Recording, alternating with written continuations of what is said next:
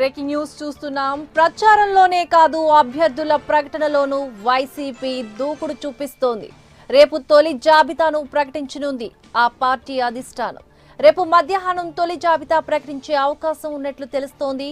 రోజుకు 25 మంది చొప్పున 3 రోజుల పాటు అభ్యర్థుల ప్రకటన ఉండే అవకాశం కనిపిస్తోంది. రెబల్స్ అసంతృప్తుల బెడద తమకు లేదని వైసీపీ వర్గాలు ధీమా వ్యక్తం చేస్తున్నాయి.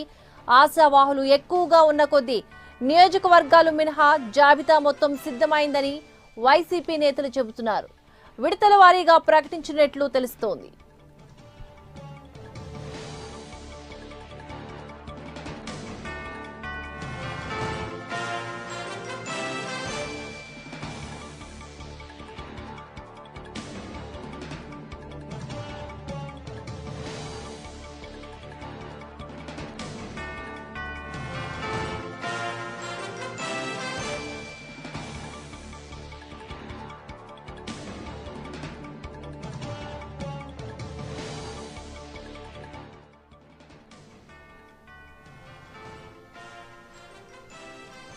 ప్రచారంలోనే కాదు అభ్యర్థుల ప్రకటనలోనూ వైసీపీ దూకుడు చూపిస్తోంది. రేపు తొలి జాబితాను ప్రకటించనుంది ఆ పార్టీ అధిష్టానం.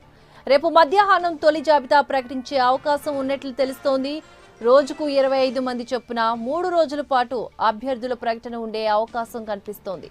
రెబల్స్ అసంతృప్తుల బెడద తమకు లేదని వైసీపీ వర్గాలు ధీమా వ్యక్తం చేస్తున్నాయి. ఆశావాహులు ఎక్కువగా ఉన్న కొద్దీ నియోజకవర్గాలు మినహా జాబితా మొత్తం సిద్ధమైందని వైసీపీ నేతలు చెబుతున్నారు.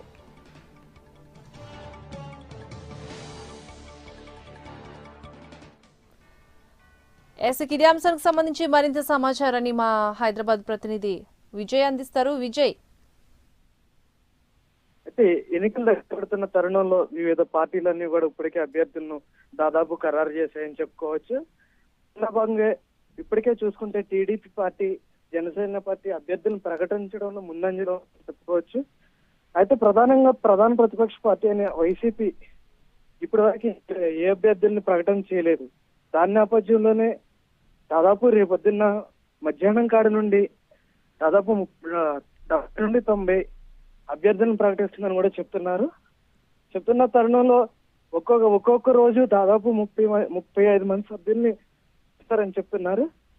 ఇప్పటికే చూసుకున్నట్లయితే వలసల పర్వం ఇంకా కొనసాగుతుందని కూడా చెప్పచ్చు. దాదాపు రేపొద్దున్న ముఖ్య నేతలు మాగుంట, తోట నరసింహుల కుటుంబం, దాంతోపాటు టీడీపీ ప్రముఖ వ్యాపారవేత్త కూడా వైసీపీలో జాయితారని చెప్తున్నారు. Right, thank you Vijay.